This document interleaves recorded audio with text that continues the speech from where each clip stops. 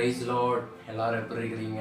ஆண்டவரும் மீட்பெரும் இரட்சகருமான இயேசு கிறிஸ்துவின் நாமத்தினால உங்கள் ஒவ்வொருவரையும் இந்த யூடியூப் மூலமாக பார்க்கறதுல சந்தோஷப்படுறேன். கடந்த நாட்கள் முழுவதும் நம்மளை கண்மணி போல பாதுகாத்து கொண்டு வந்த ஆண்டவராகிய இயேசு கிறிஸ்துவை தான் இந்த நாளில் நம்ம ஆராதிக்க போகிறோம். ஒரு சிறிய ஜபத்தோடு இந்த ஆராதனையை தொடங்கலாம். பரிசுத்த ஆவியானவரே, இந்த நேரத்தையும் இந்த புது நாளையும் எங்களுக்கு கொடுத்த கிருபைக்காய் நன்றி செலுத்துகிறோம் இயேசப்பா. இந்த நேரம் உம்முடைய ஆராதனை நேரமாக இருக்கிறபடியால் உமக்கு நன்றி செலுத்துகிறோம். இந்த ஆராதனையை உங்களுடைய கரத்தில் கொடுக்குறோம். இதை பார்த்துட்டு இருக்கிற ஒவ்வொருவரையும் என் தேவனாகிய கர்த்தர் நீர் ஆசீர்வதிப்பீராக ராஜா. இயேசப்பா, எங்கள் உள்ளத்தில் ஒரு புது மாற்றத்தையும் ஒரு புது கிருபையும் என் தேவனாகிய கர்த்தர் இந்த நாளில் நீ தர விரும்புகிறீர் இயேசப்பா. உம்முடைய வார்த்தையை விசுவாசிக்கிறோம் ராஜா. இயேசப்பா, இந்த ஆராதனை முழுவதும் ஆரம்பம் முதல் முடிவு வரை பரிசுத்த ஆவியானவர் நீர் எங்களை வழி நடத்துவீராக ராஜா. அப்படி நீ செய்ய போகிற கிருபைக்காய் நன்றி நன்றி, கொடான கோடி நன்றி. இயேசுவின் நாமத்தினால் ஜெபிக்கிறேன் நல்ல பிதாவே, ஆமீன் ஆமீன். ஹல்லேலூயா ஹல்லேலூயா. எத்தனை பேர் இந்த நாளில் சந்தோஷமா இருக்கிறீங்க? திருப்பியும் லாக்டவுன் போட்டாங்க, சர்ச்செல்லாம் திறக்க முடியல அப்படின்னு சொல்லி ஒரு கவலையோடு இருக்கீங்களா? கவலைப்படாதீங்க. நான் முன்னாடியே சொல்லியிருக்கேன், ஆண்டவரை நம்ம எங்கிருந்து ஆராதிக்கிறோம் அப்படிங்கிறது முக்கியமே இல்லை. சர்ச்சுக்கு போய் தான் ஆராதிக்கணும், இல்லை வீட்டில் தான் ஆராதிக்கணும் அப்படின்லாம் முக்கியமே கிடையாது. அவரை நம்ம முழு மனதோடு ஆராதிக்கிறோமா, நம்மளோட ஒரு முழு விசுவாசத்தோடு அவரை ஆராதிக்கணுமா அப்படிங்கிறது தான் முக்கியமே. ஹல்லேலூயா. நம்ம இந்த நாள் எங்கே இருந்தாலும் சரி, ஒரு ஒரு புக்கில் நான் பார்த்துருக்கேன், ரோட்டில் இந்த சுகாதார பணியாளர்கள் அப்படின்னு சொல்லிட்டு இந்த ரோட்லலாம் வேலை செய்வாங்க பார்த்தீங்களா? அவங்கெல்லாம் பார்த்தீங்கன்னா அப்படியே வேலை செஞ்சுட்டு அப்படியே ரோட்டோரமாகவே படுத்துருவாங்களாம். படுத்துட்டு என்ன பண்ணுவாங்களாம், அதில் நிறையா நம்மளுடைய விசுவாசிகள் இருக்காங்க. அவங்க என்ன பண்ணுவாங்க, அப்படியே ரோட்லேயே வந்து பாடல்கள் பாடி ஆண்டவர் வந்து துதிப்பாங்களாம் அப்படின்னு சொல்லி நான் ஒரு புக்கில் பார்த்துருக்கேன். இப்போ நான் ரொம்ப சந்தோஷப்பட்டேன். சரி, நம்மளுக்கு எவ்வளோ ஒரு ஆண்டவர் கிருபையை தந்து வீடை கொடுத்து எல்லாமே நம்மளுக்கு ஒரு கம்ஃபர்ட்டாக வச்சுருக்காரு. அவரை நம்ம ஆராதிக்கிறது கூட நம்ம சர்ச்சில் வந்து நமக்கு ஃபேன் இருக்குது, உட்கார்றதுக்கு சேர் இருக்குது, எல்லாமே இருக்குது. ஆனால் எதுவுமே இல்லாமல் ஆண்டவரை நிறைய பேர் இந்த நாளில் ஆராதிச்சுட்டு இருக்காங்க. அதை பார்க்குறப்ப நம்ம எவ்வளவோ கிருபை பெற்றவர்கள். ஹல்லேலூயா. எத்தனை பேர் விசுவாசிக்கிறீங்க? இந்த நாளில் கூட எங்க கூட சேர்ந்து கொஞ்ச நேரம் ஆண்டவரை ஆராதிக்க போகிறோம். எல்லாரும் எதையும் யோசிக்க வேண்டாம், எங்கேயும் பார்க்க வேண்டாம். நம்ம வீட்டில் தான் இருக்கோம். பட் இருந்தாலும் அந்த கொஞ்ச நேரம் ஆண்டவர் ஒரு முழு மனதோடு எதையும் கான்சென்ட்ரேட் பண்ணாமல் ஆண்டவர் சமூகத்தில் அவரை நோக்கி, ஏசப்பா, கடந்த நாட்கள் முழுவதும் எங்களை பாதுகாத்து கொண்டு வந்தீங்க ஏசப்பா. எங்களோடு இருந்தவங்க இந்த நாள் எங்களோடு இல்லை ராஜா, ஆனாலும் எங்களை இந்த நாளில் ஜீவனோடு வைத்திருக்கிறீங்களே, அது உங்களுடைய எவ்வளோ பெரியதான கிருபை ஏசப்பா.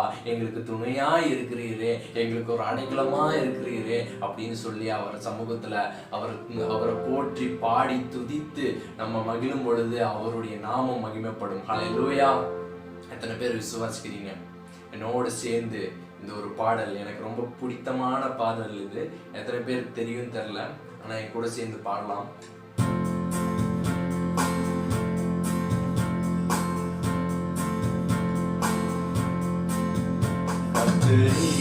என் துணையானி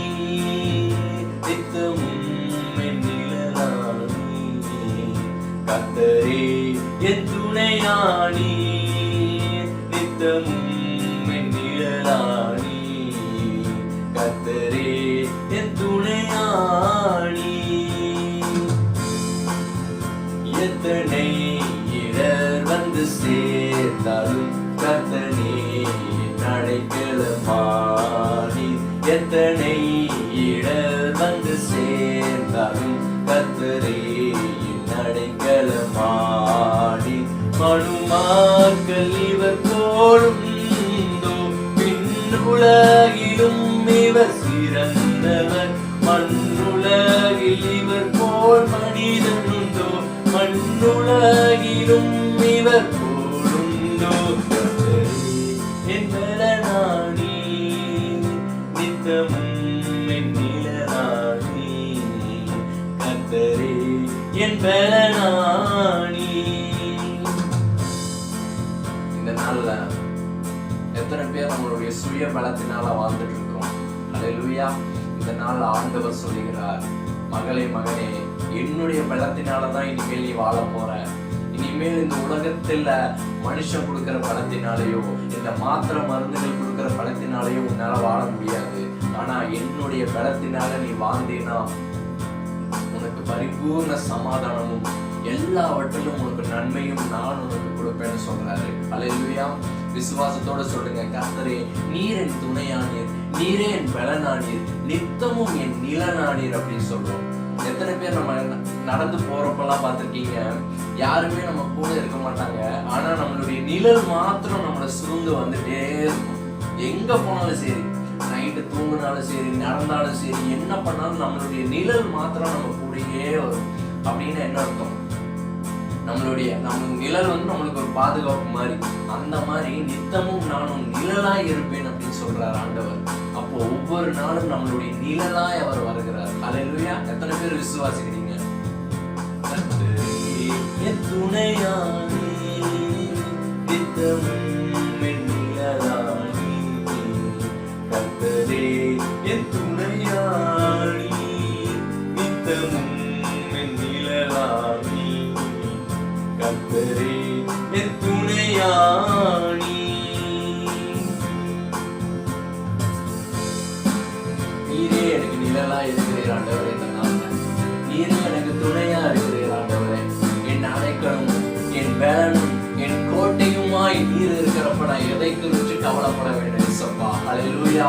பல பேர் என்ன பாவின்னு சொல்லி இந்த உலகத்துல என்ன தள்ளி வைத்திருக்கிறாங்க இயேசப்பா. ஆனால் உங்களுடைய பார்வையில நான் ராஜாவா இருக்கிறேன் இந்த நாள்ல. அல்லேலூயா.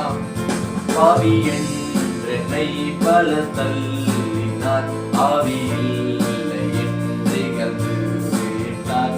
பாவி என்னை பல தள்ளினார், ஆவி இல்லை என்று இகழ்ந்து விட்டார். ராஜம் அன்பு என்னை கண்டது, உம்மை போலன்று என்னும் கண்டதில்லை. ராஜம் அன்பு என்னை கண்டது, உம்மை போலையா எங்கும் கண்டதில்லை. கர்த்தரே என் துணையானி, நித்தமும் என் பலனானி, கர்த்தரே என் துணையானி. இந்த நாள்ல உலகத்துல பல பேர் உங்களை பாவின்னு சொல்லி தள்ளி வைத்திருக்கிறாங்களா?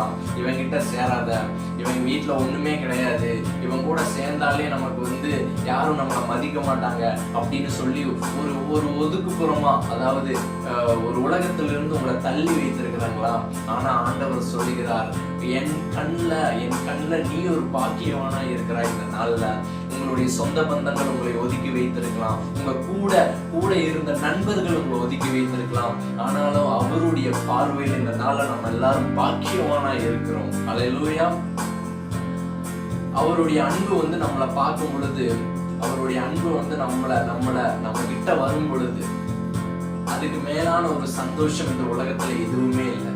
நம்ம பாவியா இருந்தாலும் சரி, இந்த உலகத்துல எல்லாருமே பாவிதான். பாவம் பண்ணாதவன் யாருமே கிடையாது. சின்ன பாவமா இருக்கலாம், பெரிய பாவமா இருக்கலாம். ஆனா அவருடைய அன்பு நம்மளை தேடி வரும் பொழுது, அவருடைய சமாதானம் நம்மளை தேடி வரும் பொழுது, எப்பேற்பட்ட பிரச்சனையா இருந்தாலும் சரி, எப்பேற்பட்ட போராட்டமா இருந்தாலும் சரி, பாவம் பண்ணி இருந்தாலும் சரி, பலவிதமான நம்ம குடும்பத்தை தொடர்ந்து வருகிறதான சாபமா இருந்தாலும் சரி, அவருடைய அன்பு நம்மை சூழும் பொழுது எல்லா விதமான பிரச்சனைகள்ல இருந்து அவர் நம்மை இந்த நாள்ல விடுதலையாக்குவார். அல்லேலூயா.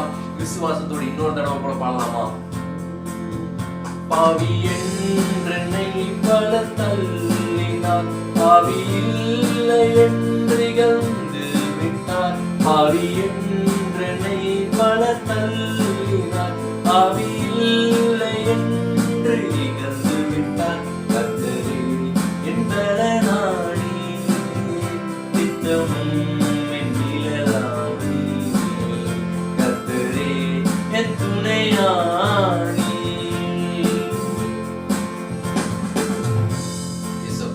இந்த நாள் முதற்கொண்டு நீங்களே எனக்கு துணையா வர போறீங்க, நீங்களே எனக்கு நிழலா வர போறீங்க. சப்பா, நான் உங்களை வாயில திறந்து நான் இந்த நாள சொல்றேன், இந்த இந்த நாள் முதற்கொண்டு நீரே எனக்கு துணையா இருக்க போறீங்க, நீரே எனக்கு ஒரு அடைக்கலமா இருக்க போறீங்க, நீரே எனக்கு ஒரு கோட்டையா இருக்க போறீங்க ராஜா. இசப்பா அந்த நாள்ல தானியேல் விசுவாசத்தோடு சிங்கக்கெபியில் இருக்கும் பொழுது அவன் ஒரு பயம் கூட இல்லாம என் ஆண்டவர் என்னோடு இருக்கிறார், எப்பேற்பட்ட சிங்கங்களா இருந்தாலும் சரி, என்னவா இருந்தாலும் சரி, என்ன விடுதலையாக்க அவரால் கூடும் என்று அவன் ஒரு விசுவாசத்தோடு இருந்தான் அல்லவா. அந்த மாதிரி ஒரு விசுவாசத்தை இந்த நாள் எனக்கு தாங்க ராஜா. என்னை கட்டி போட்டு வைத்திருக்கிற எல்லா விதமான பயங்கள், திகில்கள், எல்லா விதமான கடன் பிரச்சனைகள், மன பாரங்கள், சிந்தையில குழப்புகிற எல்லா விதமான சிந்தையில குழப்புகிற ஆவிகள் எல்லாம் என்னை விட்டு வெளியேறட்டும் ராஜா. பரிசுத்த ஆவியானவர் நீர் வந்தா எங்க வாழ்க்கையில விடுதலை வந்துடும் ஏசப்பா. உண்மை தான் நம்பி இருக்கிறோம் ஏசப்பா. எங்களுடைய பலனே, எங்களுடைய கேடகமே, எங்க உண்மை தான் நம்பி இருக்கிறோம் ராஜா. பரிசுத்த ஆவியானவர் இந்த நாள்ல என்னுடைய ஆராதனை நீர் கண்ணோக்கி பார்ப்பீராக. நான் செய்கிற ஜெபத்தை நீர் கண்ணோக்கி பார்ப்பீராக ராஜா. உம்முடைய பலத்தினால் என்னை நிரப்புங்க ராஜா. சுய பலனை இழந்து போய் இந்த நாள்ல இதை பார்த்துட்டு இருக்க ராஜா. ஆனாலும் உம்முடைய பலன் இந்த நாள்ல என்னை நிரப்பட்டும் ராஜா. ஹல்லேலூயா. லாக்டவுன் போட்டாலும் சரி, கொரோனா வந்தாலும் சரி, இல்ல இனிமேல் வருகிற எந்த விதமான பிரச்சனையா இருந்தாலும் சரி, உங்களுடைய பலன் என்னை சுகந்து கொள்ளட்டும், உங்களுடைய சமாதானம் என்னை மூடிக்கொள்ளட்டும். நீங்க இருக்கிற வரைக்கும் நான் எதை குறிச்சும் கவலைப்பட மாட்டேன் ஏசப்பா. நீங்க இருக்கிற வரைக்கும் நான் எதை குறித்தும் கலங்க மாட்டேன், திகைக்க மாட்டேன். நீரே என்னை படைத்தவர், இந்த வானத்தையும் பூமியும் படைத்த சர்வ வல்லமையுள்ள தேவன் நம்ம மத்தியில் இருக்கிறார். ஹல்லேலூயா.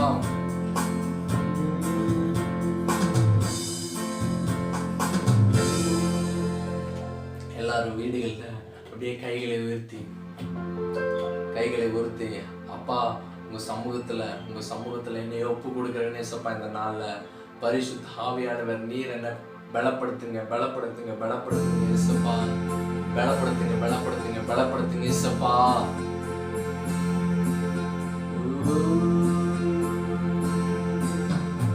அடைக்கலமே,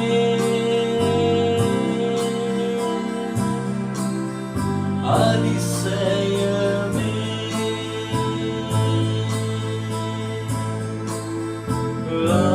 ஆராதனை,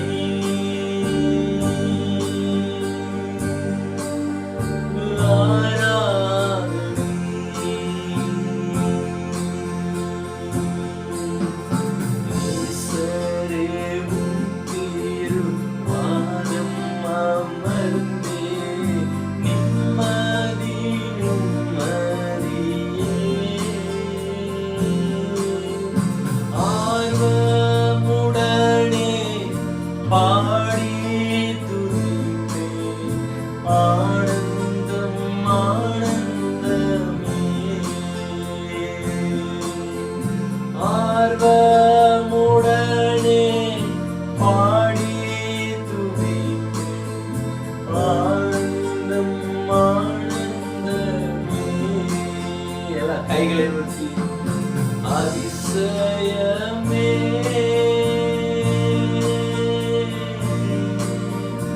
அடைக்கலமே,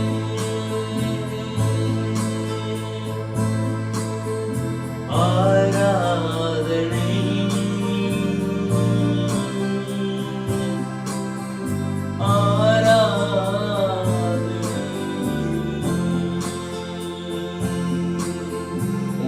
எல்லா ஆராதனையும் செலுத்துகிறோம் இயேசுப்பா. இந்த நாள்ல எங்க வாழ்க்கைய உம்முடைய கரத்துல கொடுக்கிறோம் ராஜா. கர்த்தர் மேல் பாரத்தை வைத்து விடு, கலங்கி தவிக்காதே என்ற வசனத்தின்படி உங்க மேல எல்லா பாரத்தையும் வைத்துட்டோம் ராஜா. நீங்க என் வாழ்க்கையை பாதுகாத்துக் கொள்ளுங்க. நான் எதை குறிச்சு கவலைப்பட போவதில்லை. திகையாதே, கலங்காதே, நான் உன்னோடு இருக்கிறேன்னு நீங்க வாக்கு கொடுத்துருக்கீங்க. அந்த வார்த்தையை நான் நம்புறேன் இயேசுப்பா. இனிமேல் நீங்க என் வாழ்க்கையை பாதுகாத்துக் கொள்ளுங்க. ஆமென்.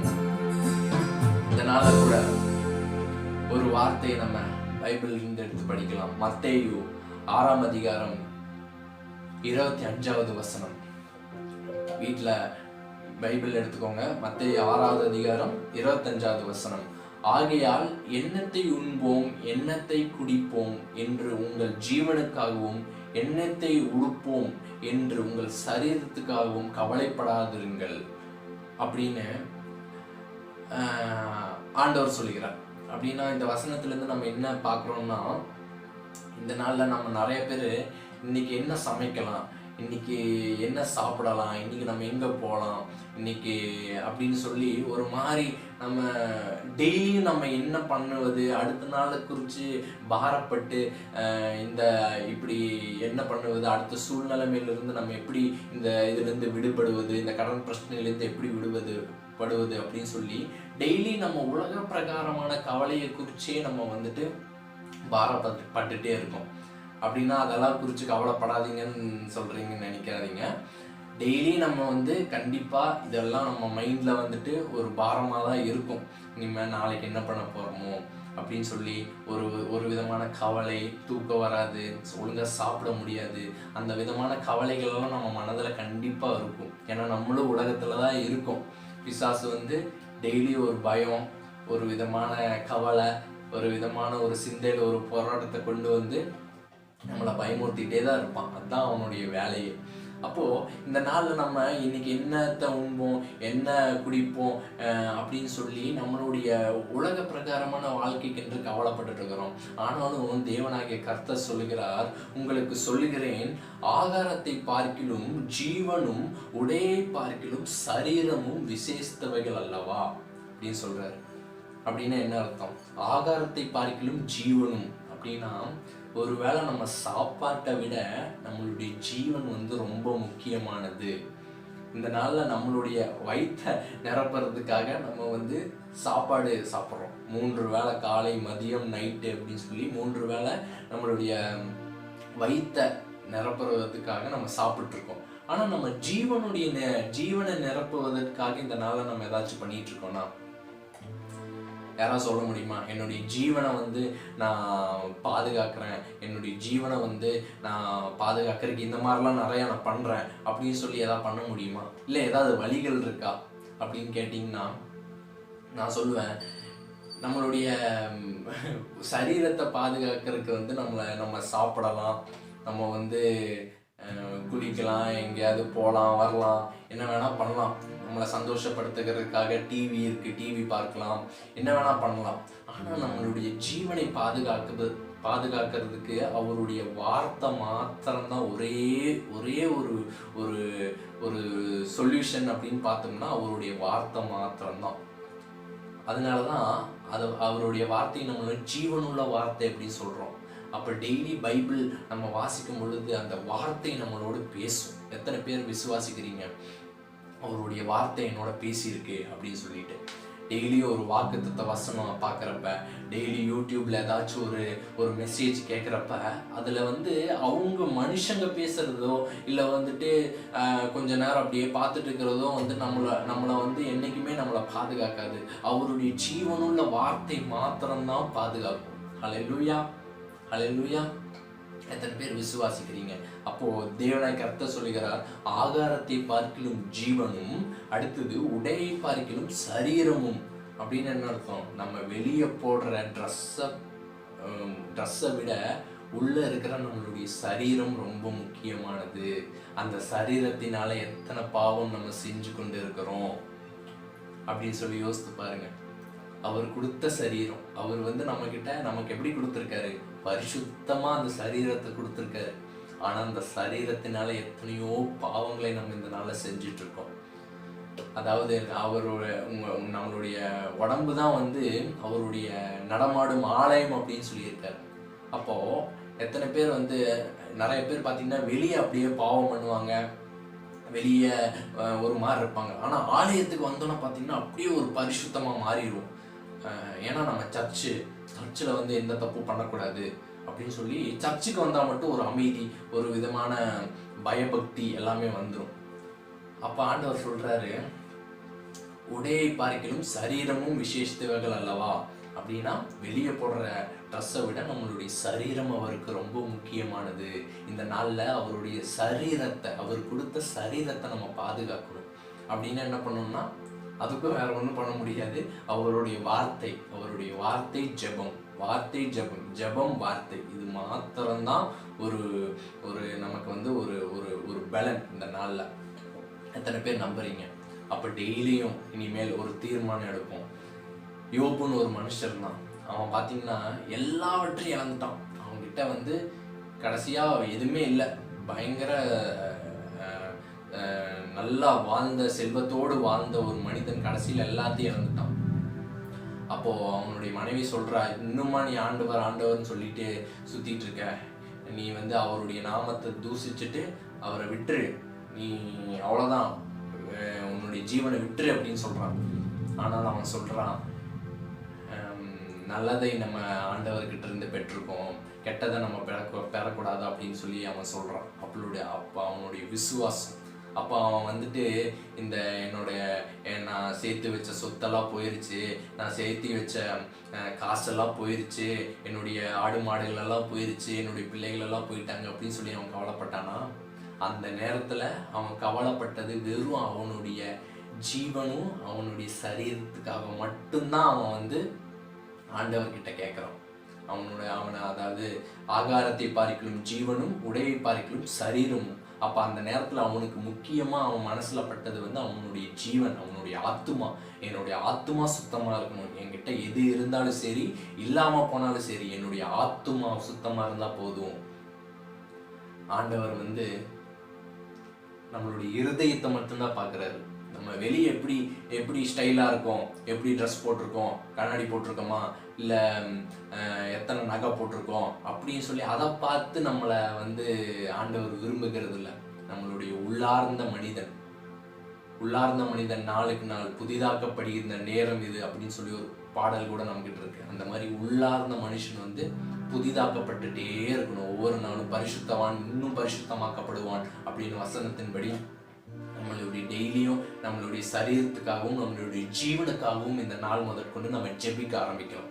நம்மளுடைய தேவைகளுக்காக ஜெபிக்கிறத விட்டுட்டு நம்மளுடைய உள்ளார்ந்த ஆத்மாக்காக, ஜீவனுக்காக இந்த நாள் முதற்கொண்டு நீங்க ஜெபிக்க ஆரம்பிங்க. உங்க வாழ்க்கையில கட்டாயம் ஒரு பெரிய அதிசயத்தையும் அற்புதத்தையும் நீங்க பார்ப்பீங்க. ஹல்லேலூயா, ஹல்லேலூயா. விசுவாசத்தோடு சொல்லலாமா? ஹல்லேலூயா, ஹல்லேலூயா. கண்களை மூடி அப்படியே, ஏசப்பா, இந்த ஒரு புது நாளை கொடுத்ததுக்காய் நன்றி. இந்த நேரத்தில் உங்களுடைய வார்த்தையை நீர் கேட்க பண்ண கிருபைக்காய் நன்றி. கொஞ்ச நேரம் உங்களை ஆராதிக்க கிருபை செஞ்சீங்களே, அதுக்காய் நன்றி. நன்றி, கொடான கோடி நன்றி ஏசப்பா. இந்த நாளில் கூட உங்களுடைய சமூகத்தில் எங்களை ஒப்பு கொடுக்குறோம் ராஜா.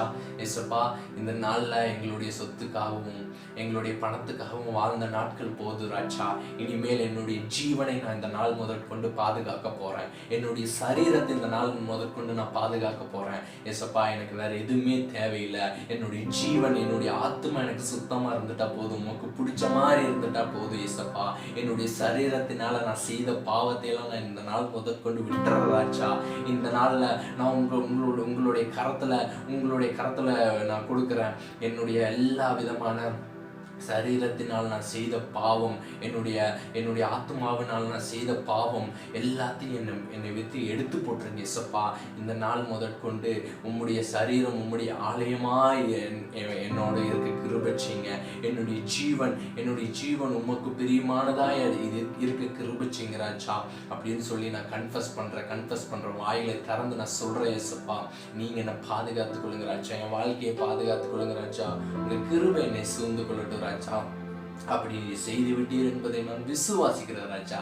ஏசப்பா, வருகின்ற நாட்கள்ல அதை அப்படி நான் நடைமுறை வாழ்க்கையில நான் அதை ஒரு அடுத்தவங்களுக்கு ஒரு உதாரணமா வாழ்ந்து காட்ட கிருபைச்சீங்க ராஜா. அப்படி செய்து விட்டீர் என்பதை விசுவாசிக்கிறோம் ராஜா.